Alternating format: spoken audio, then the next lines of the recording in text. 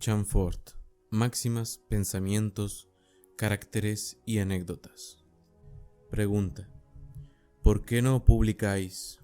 Respuesta: porque el público me parece que posee el colmo del mal gusto y el afán por la denigración. Porque el hombre razonable no debe actuar sin motivo y un éxito no me procuraría ningún placer, mientras que un fracaso tal vez me causara demasiada pena. Porque no debo turbar mi reposo y porque la compañía pretende que haya que divertirla. Porque trabajo para las variedades divertidas que constituyen el teatro de la nación y porque simultáneamente con ello un trabajo filosófico que ha de ser editado en la imprenta imperial. Porque el público se comporta con las gentes de letras como los recaudadores del puente San Michel con aquellos a quienes contratan, deslumbrados de entrada por 10 escudos y el resto de su vida transcurre a base de bastonazos. Porque se me insta a trabajar por la misma razón que cuando nos asomamos a la ventana deseamos ver pasar por la calle a los monos y a los domadores de osos. Caso de M. Thomas, insultado durante toda su vida y alabado tras su muerte. Gentiles hombres de cámara, comediantes, censores, la policía, Beaumarchais. Porque temo morir sin haber vivido. Porque cuanto se me argumenta para animarme a publicar sería más apropiado para Saint-Angèle o Marville. Porque deseo trabajar y los éxitos hacen perder el tiempo. Porque no deseo hacer como las gentes de letras, que se asemejan a los asnos coceando y peleándose ante un pesebre vacío. Porque si hubiera ido publicando las bagatelas de que pudiera disponer, no existiría para mí descanso sobre la tierra.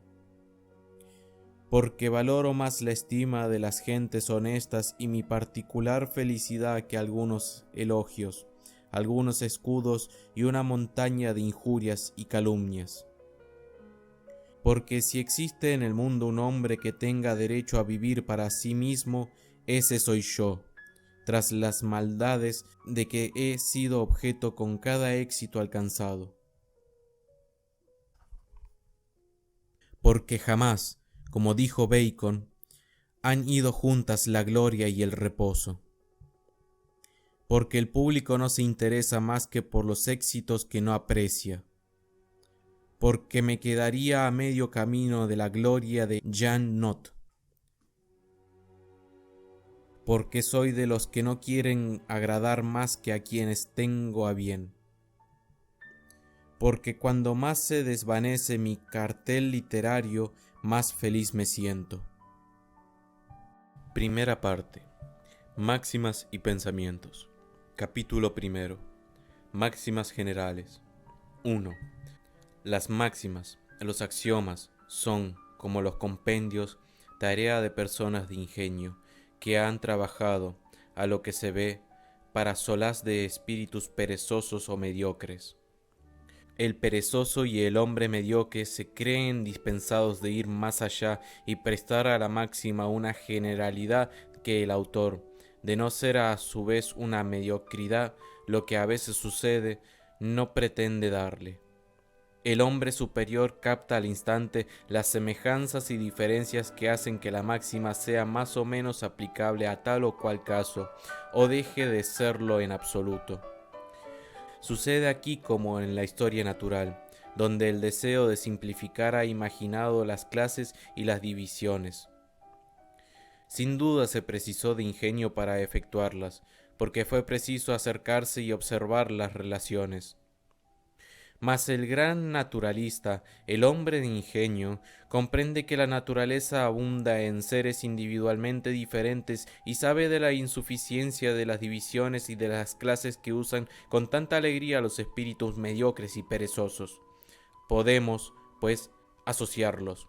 Con frecuencia constituyen la misma cosa, son muchas veces la causa y el efecto. 2. La mayoría de los autores de colecciones de versos o citas célebres recuerdan a quienes devoran certezas u ostras, eligiendo al principio las mejores y acabando por comerlas todas. 3. El hombre, en el estado actual de la sociedad, me parece más corrompido por sus razones que por sus pasiones. Sus pasiones, e incluyo aquí a aquellas que parecen al hombre primitivo, han conservado, en el orden social, lo poco de naturaleza que aún se puede rastrear. 4. La filosofía, como la medicina, encierra multitud de drogas, pocos buenos remedios y casi ningún específico. 5. He conocido a hombres que solo estaban dotados de una razón recta y sencilla, sin una gran inteligencia o una excesiva altura espiritual, pero a los que bastaba esta razón simple para poner en su sitio a las vanidades y tonterías humanas, para proporcionarles el sentimiento de su dignidad personal y hacerles valorar dicho sentimiento en los otros. Me he tropezado con mujeres, poco más o menos en el mismo caso, a las que un sentimiento verdadero, tempranamente experimentado, habían colocado en el nivel de las mismas ideas. Se sigue de estas dos observaciones que a aquellos que conceden un gran valor a aquellas vanidades, a aquellas humanas estupideces, pertenecen a la última categoría de nuestra especie. 6. Un hombre honesto debe obtener la estima pública sin haberlo previsto y, por así decirlo, a pesar suyo. Quien se dedica a buscarla revela su estatura. 7. Una bella alegoría de la Biblia es ese árbol de la ciencia del bien y del mal que conlleva la muerte. Este emblema no querrá significar que cuando se ha penetrado el fondo de las cosas, la pérdida de la ilusión supone la muerte del alma, es decir, un desinterés completo de cuanto concierne y ocupa a los demás hombres. 8. El pensamiento de todo consuela y a todo halla remedio. Si alguna vez os daña, pedidle el remedio del mal que os causó y os lo suministrará. 9. Existen, es inútil negarlo, algunos grandes caracteres en la historia moderna y no somos capaces de comprender cómo se formaron. Semejan desplazados. Son a modo de cariátides en un entresuelo. 10. La filosofía mejor, en cuanto al mundo concierne, reside en conciliar el sarcasmo de la alegría con la indulgencia del desprecio. 11. Me asombra tan poco contemplar a un hombre fatigado por la gloria como al importunado por el ruido que se forma en su antecámara. 12. En el mundo he comprobado que incesantemente se sacrifica la estima de los hombres decentes a las consideraciones y el reposo a la celebridad. 13. ¿Cuántos militares distinguidos, cuántos generales oficiales han muerto sin haber legado sus nombres a la posterioridad? Menos agradecidos en esto que un bucéfalo, e incluso que el dogo español Berecillo, el cual devoraba a los indios de Santo Domingo y disfrutaba de la paga de 3 soldados. 14. Se echa en falta la pereza de los malvados y el silencio de los tontos. 15. Lo que mejor explica que el hombre deshonesto e inclusive el necio consigan, con frecuencia, sus objetivos en el mundo con mejor fortuna que el hombre honesto y de talento, es que a aquellos les cuesta menos esfuerzo ponerse al corriente y al tono con el mundo que, en general, no es sino deshonestidad y tontería. Mientras que los segundos, no pudiendo entrar tan aprisa en comercio con el mundo, pierden un tiempo precioso en lo que se refiere a la fortuna.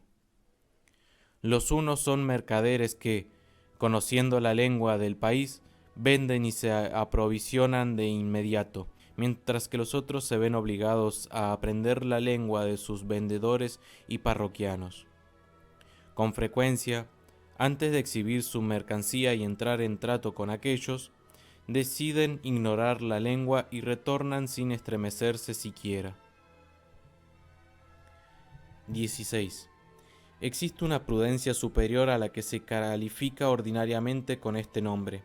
Aquella es la prudencia del águila, mientras la otra corresponde a los topos.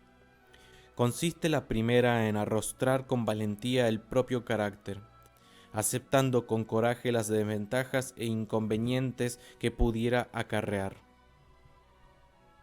17.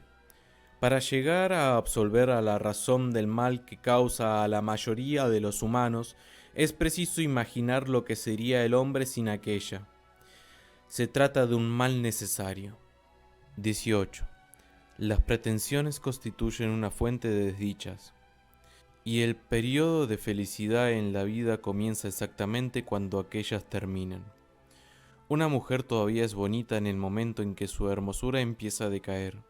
Sus pretensiones la tornan ridícula o desgraciada. 10 años más tarde, más fea y vieja, se halla tranquila y calmada. Si un hombre se encuentra en la edad en que puede tener o no éxito con las mujeres, está expuesto a inconvenientes e incluso a afrentas. Puede llegar a anularse. Sobreviene una mayor incertidumbre y se queda tranquilo. En todo, el mal acontece al no estar las ideas fijas y en reposo. Más vale ser menos y ser lo que se es, incontestablemente. El estado de duques y pares, bien constatado, resulta preferible a los de los príncipes extranjeros, que han de luchar sin tregua por su preeminencia. Si Chapelain hubiera tomado el partido que le aconsejaba Valois a través del famoso hemistiquio, quien no escribe en prosa, se hubiera ahorrado muchos tormentos y tal vez se habría hecho un hombre de otro modo que por el ridículo. 19. ¿No sientes vergüenza de querer hablar mejor de lo que puedes?, preguntaba Séneca a uno de sus hijos, que no podía hallar el exordio de una arenga que había comenzado. Igual podía predicarse de los que adoptan principios más poderosos que su carácter. ¿No te avergüenza querer ser más filósofo de lo que puedes? 20. La mayoría de los hombres que viven en el mundo lo hacen con tal aturdimiento, reflexionan tan poco, que ignoran este mismo mundo que tienen cada día ante sus ojos. No lo conocen, decía MDB, con gracia, por la misma razón que los abejorros ignoran la historia natural. 21.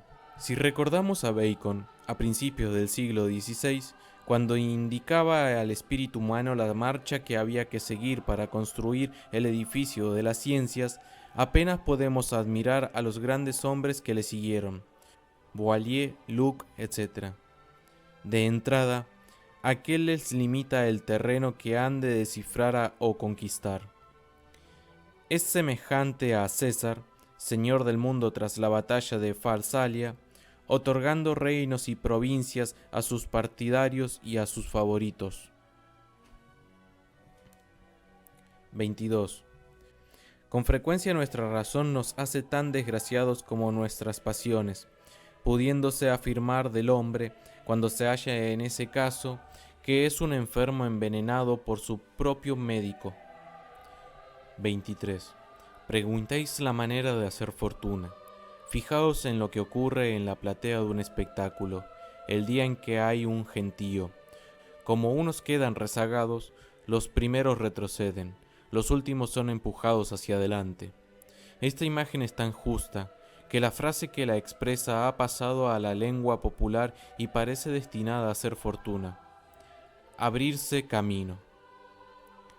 Mi hijo, mi sobrino, se abrirán camino. Las personas honradas hablan de adelantarse, avanzar, llegar, términos suavizados que enmascaran la idea accesoria de fuerza, de violencia, de grosería, mas conservando intacta la idea principal. 24. El mundo físico semeja a la obra de un ser poderoso y bueno, que fue obligado a abandonar en manos de un ser maléfico la ejecución de una parte de su plan. pero el mundo moral diríase el producto de las veleidades de un demonio que se hubiera vuelto loco. 25. En los grandes asuntos, los hombres se muestran como les conviene, en los pequeños, tal como son en realidad. 26. ¿Qué es un filósofo?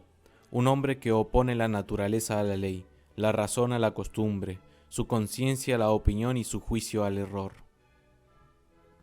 27. Las 3/4 partes de la locura no son más que tonterías. 28. La importancia sin mérito da lugar a la consideración sin estima. 29.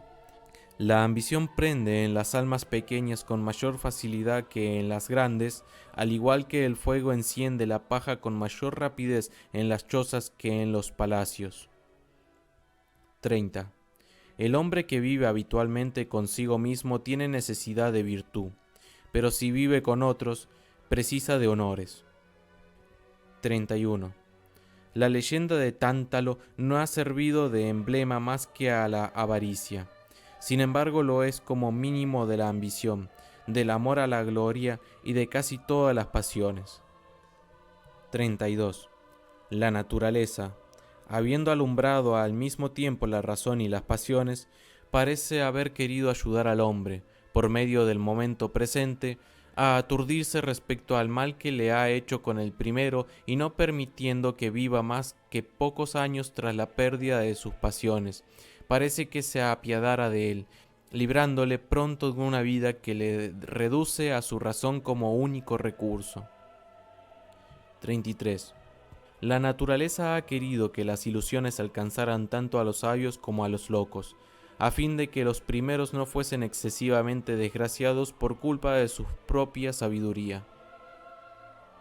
34. Considerando los modales con que se trata a los enfermos en los hospitales, se pensaría que los hombres han imaginado estos tristes asilos no para sanar a aquellos, sino para sustraerlos a la vista de los afortunados a quienes estas desgracias turbarían en sus goces. 35. De todas las jornadas, la más desaprovechada es aquella en que no hemos reído. 36. Cuando se pretende ser filósofo, es preciso no desanimarse con los primeros descubrimientos aflictivos que se realiza en el conocimiento del humano. Por el contrario, hay que triunfar del descontento que acarrean, tal como el anatomista triunfa de la naturaleza, de sus órganos y de su repugnancia, al fin de llegar a ser diestro en su arte.